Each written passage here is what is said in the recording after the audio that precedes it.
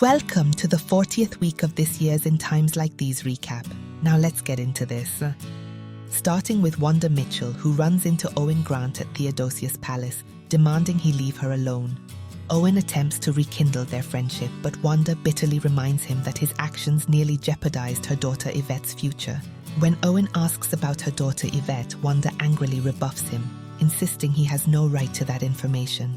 Before leaving, Owen offers his condolences for Yvette's struggles, but Wanda dismisses his words, telling him not to waste her time. Owen cryptically warns Wanda that she'll be seeing more of him in the coming months before walking away. Udell Mitchell notices Yvette's distant behavior and questions her about it during their drive home. Yvette, however, shifts the conversation to her parents' strained relationship, asking if Udell ever forgave Wanda for kissing Owen.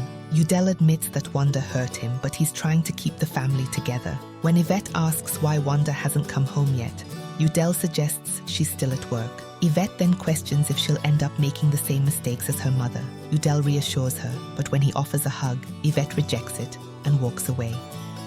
Alan Russo and Vivian Jones discuss her plan to gather shares for a hostile takeover of Russo Jewelers. When Vivian reveals she needs half of Alan's shares to make the takeover convincing, Alan hesitates, worried about making another financial mistake. Vivian reassures him, emphasizing that tough decisions are needed to save the company. Alan, uncertain but wanting to prove himself to his family, reluctantly agrees to trust Vivian. She encourages him, praising his intelligence and telling him they'll prove his family wrong once he becomes the next CEO. Pacho Torres confronts Isidore Russo after catching him kissing Isabel. Pacho angrily accuses Isidore of taking advantage of Isabel's grief and questions if she's ready for a relationship. Isabel tries to defend herself, but Pacho insists she's not in the right frame of mind. Isidore offers to leave, but Isabel wants to discuss the situation. Pacho refuses, accusing Isidore of manipulating her in her vulnerable state. Before leaving, Isidore tries to reason with Pacho, who warns him to stay away from Isabel. After Isidore departs, Pacho leaves, unsure of what he'd do if Isidore returns. Wanda offers to spend the weekend with Yvette, who has been busy with school and community service, but Yvette refuses, fearing her mom will bring up topics she doesn't want to discuss. Concerned, Wanda tells her husband Udell that she believes Yvette is depressed after the recent tragedy. Udell acknowledges Yvette's distance but feels she is coping in her own way. Wanda, frustrated, insists Yvette is hiding her true feelings and suggests therapy, but Udell argues that forcing it might push their daughter further away. The two struggle with how best to help Yvette. Pacho visits Vivian's apartment, where she proudly reveals she now holds more shares than anyone in her family, including her father. Pacho excitedly asks if she convinced Gianni to give up his shares, but Vivian reveals she actually got Alan's shares. She explains how Alan now believes he'll become the next CEO of Russo Jewelers, which amuses Pacho. As they discuss Alan, Vivian mentions her nephew once hit on her, unaware that Vivian was his aunt, leading them to joke about the awkwardness. Confident in her position, Vivian predicts she'll be CEO by the end of the year, while Pacho suggests distracting Isidore as part of their plan. At Russo Jewelers, Alan apologizes to his grandfather Lorenzo for having an affair with Terry. Lorenzo, skeptical of Alan's sudden remorse, questions his sincerity, accusing him of trying to secure a future where he can run Russo Jewelers after Isidore. Alan insists he's trying to reunite the family, but Lorenzo refuses to believe him, pointing out that Alan supported Terry despite her betrayal of the family. Lorenzo declares that Isidore and Alan will never lead the family, preferring Gianni and Max. As Alan leaves, he hints at his plan for a hostile takeover, claiming his conscience is clear. Quinlan Franklin enters Pacho Torres' office at Global News Press, eager to cover the story of an unidentified girl found in a suitcase. Pacho, busy preparing for their initial show, questions why she wants to lead with this story. Quinlan insists the case needs exposure, but Pacho reminds her of their agreement to focus on another project first. Frustrated, Quinlan asserts that it's her show and demands respect, while Pacho counters that it's his network and he calls the shots. As tensions rise, Pacho warns Quinlan that her show's success depends on him, leaving her to question if he plans to sabotage it. At Russo Jewelers, Vivian enters Gianni's office to apologize if she offended him during their last conversation. Gianni assures her he wasn't offended, but admits he's wary of her because she works under his scheming brother Isidore. Vivian insists she's not like Isidore and only wants to work in PR, questioning Gianni's concerns. Gianni explains that Isidore has deceived him in the past, and Vivian assures him she doesn't condone Isidore's behavior. Gianni softens, apologizing for his attitude, and Vivian appreciates him starting to see her as more than just Isidore's intern.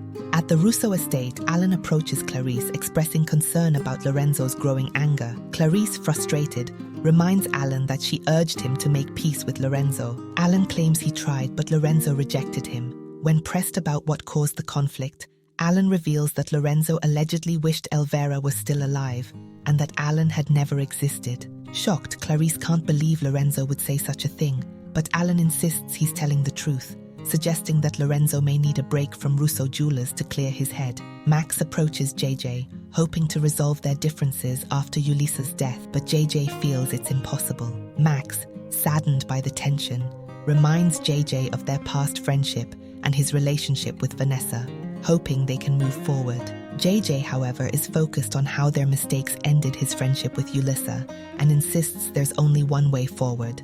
Max must stay away from Vanessa. Max refuses, determined to support Vanessa after losing Ulissa. As Max walks away, JJ is left frustrated, unwilling to accept Max's presence in his sister's life and eager to take action. At the Russo estate, Clarice confronts Lorenzo about his retirement, suggesting it's time for him to step down from Russo Jewelers. Though Lorenzo asserts he's still fit to lead, Clarice presses him, citing his strained relationships with Isidore and Alan.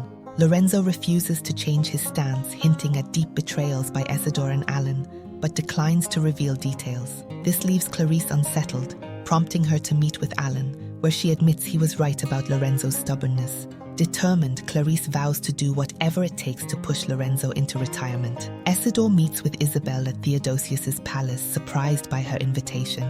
Isabel asserts that Pacho doesn't control who she keeps in her life, but admits she can't have Isidore around while she's mourning Ulissa. Isidore agrees to give her space, assuring he never intended to manipulate her. Reflecting on their past, Isabel acknowledges that while Isidore has hurt others, he never meant to harm her. Despite their undeniable connection, Isabel insists they can't be close right now. When Isidore asks if there's a chance for them in the future, she says it's uncertain, and he walks away, willing to wait.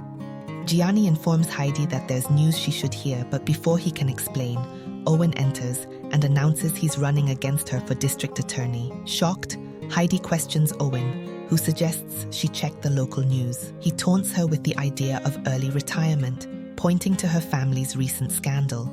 Heidi, unfazed, defends her position. Owen hints at her potential run for mayor, but Heidi dismisses the idea.